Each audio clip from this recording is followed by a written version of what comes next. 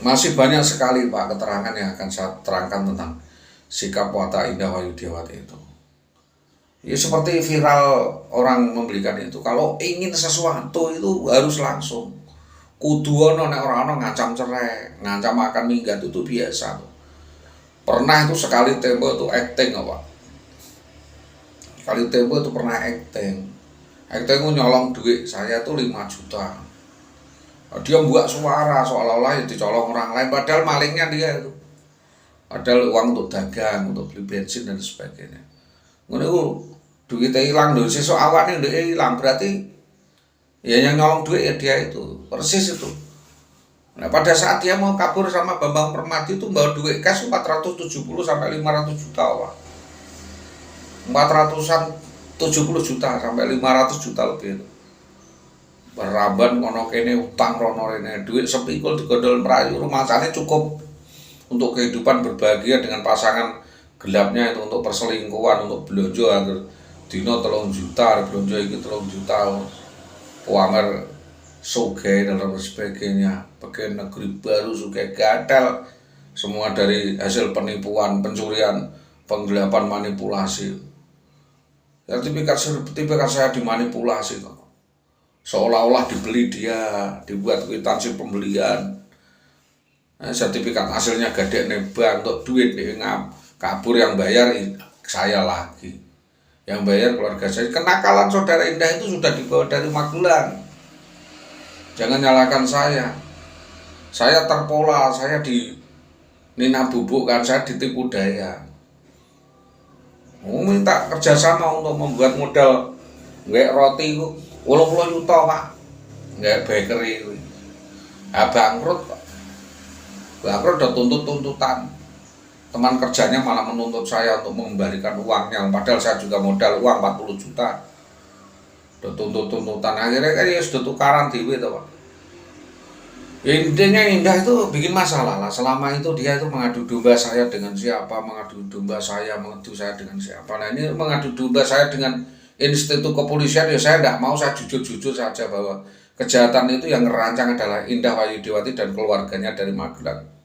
Jelas itu sangat jelas. Maka dari itu saya memohon kepolisian mengungkap kasus ini dari nol siapa saja yang turut serta merancang dan terhasut oleh bujuk rayu saudara Indah Wayudiawati sehingga melakukan persekusi dan penganiayaan kepada saya dan penelantaran pelayanan kedinasan itu untuk dapat diproses dan dituntut secara hukum. Dan Indah Wayudiawati intinya ya dapat ditetapkan sebagai tersangka. Saya tidak bisa membuktikan, saya bisa menerangkan, saya mengalami membuktikannya piye to Pak. Maling sapi ini wis didol. Barang bukti ini duit ya keterangan itu leker bank di bank itu tanya saja itu di Intan Berlian di BKK Pati Kota sama saudara. Yang nyata-nyata baru saja itu di Pak Ulaji Hadi Santoso. Penipuan modus seperti itu dilakukan Indah. Kalau hal itu tidak segera ditangani nanti bertambah, korbannya tambah banyak. Barangkali bahkan di SD 3 tambah Romo banyak sekali. Yang jadi korban malah bangga. Ayo monggo. Malah ada keterangan Pak Bagi itu ditipu daya sama Indah itu sampai suruh utang habis 900 juta kok. Menurut keterangan dari Bu Siti. Orang yang berhubungan sama Indah dihancurkan semua Pak. Berhubungan sama Indah duitnya dikuras. Dapat koras habis, tinggal dia ganti laki-laki lain lagi seperti ngocai lemper itu saja. Ini yang dipakan bentingnya buak, ada dibuak, intinya digondol payu segitu toh. Dan akan seperti itu terus karena polanya pola berjudi. Pola-pola hidupnya adalah perjudian. Ini harus saya sampaikan untuk diketahui semua orang termasuk pemerintahan desa Jogan atau Tambah Mulya, Bapak Hadi dan seluruh mass media juga seluruh perangkat desa bahwa ini adalah pola-pola kejahatan yang terselubung dibumbui dengan manisnya pembicaraan. Maka dari itu saya ya yang bisa diam ini ya saya ungkapkan untuk jagani agar tidak terjadi sesuatu. Wong pernah Indah itu juga intinya itu ngasih minum orang, meracun orang biar orang itu kena saraf. Nanti kalau lemah dan tele-tele dia bisa menjuali barang-barang sampai naik dewe, menjual rumah, menjual sana nanti setelah dapat uang dia mau ganti laki-laki yang lain. Ya diomongnya Yang diumumkan sehari-hari itu laki-laki lain, yang dibicarakan itu di dalam rumah tangga itu laki-laki lain. Mas Bambang kalau yang ganteng ya biasa mengen saya, Pak Jayu Suluwe Sugih bisa untuk ngawin saya. Jadi memasarkan bawuknya itu sudah parah Pak, dan itu tidak pantas dilakukan seorang PNS, apalagi sekarang tidak ada pejabat negara yang harus menjaga etika dan keteladanan bagi masyarakat. Jadi itu Pak, saya meminta, ini bukan rumor Pak, saya tahu sebelumnya. Saya kira dengan pegawai negeri dia bertobat dan punya pendapatan itu dia berbagi, dia menjadi pribadi yang baik. Tetapi kalau semakin hari semakin kabarnya seperti itu dan tidak jelas seperti itu, dan orang yang dekat dengan dia ya malah kebanyakan utang dan semuanya dijual seperti itu, ya monggo lah.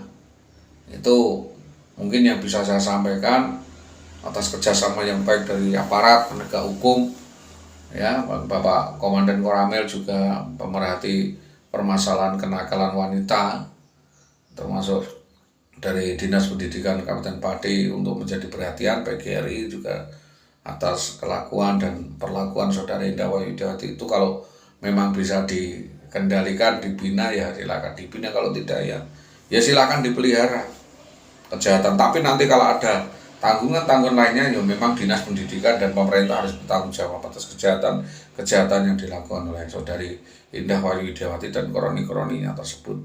Itu sementara yang dapat kami sampaikan. Saya banyak sekali fakta, tapi kan tidak mungkin saya membuktikan satu.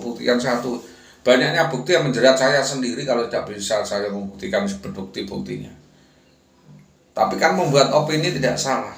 Kalau ada perempuan pergi dari rumah dengan laki-laki lain, yes kira-kira niatnya dari mana kayak Pak, saya tidak bisa menunjukkan itu perzinahan atau overspell, ya tidak bisa. Karena apa? Dalam rangka misalnya bekerja bersama, ya tugas dan sebagainya, tugas atau pelatihan di mana, di sana ada demenan ya rarah Pak. Misalnya kayak begitu lah ya. Atau dalam satu profesi di pendidikan aktif dan ini itu untuk menutupi dari kejahatannya itu kan ya bisa saja. Saya juga tidak bisa membuktikan. Semua itu kan opini, barangkali mbok iya nek iya dan sebagainya. Itu tentunya yang bisa saya sampaikan kepada APH, dalam hal ini kepada Satpol PP, jika sekiranya ditemukan atau ada temuan tentang kejahatan itu, saya sudah memberi petunjuk dan keterangan yang cukup sehingga hal itu menunggu waktu. Koordinasi saja dengan Pak Slamet Haryono di Reskrim Polres Pati, semua laporan saya sudah lengkap, hanya tinggal class action saja, nanti ada set cekrok gitu aja. Kalau ada korban lagi tertipu oleh hasutan dan permainan saudara IWW, ya IWW langsung ditersangkakan gitu aja, langsung ditangkap, proses hukum. Tidak perlu saya pelakunya, saya sendiri korban.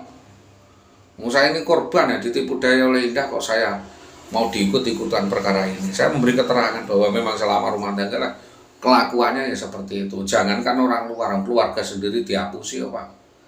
Keluarga sendiri, ibu saya ditipu daya, adik saya ditipu daya, ipar saya dikibuli ya Pak. Hak saya tidak diberikan. Nanti ini dikeloni uang ayam lah, karo aku wedi lah. Berarti ada sesuatu.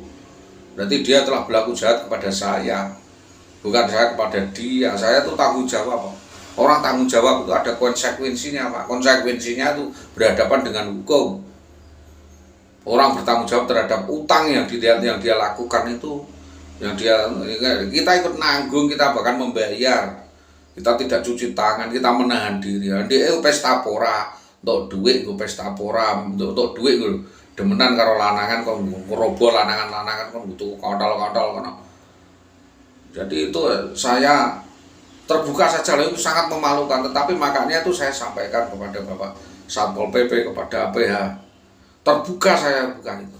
Buktikan sendiri Pak, kelakuan seperti itu dibuktikan, dibawa dengan tes kejujuran, bener nggak apa saya sampaikan itu. Masa orang begitu saya suruh nunggu di depan mata kepala sendiri buktikannya, nggak masuk akal loh.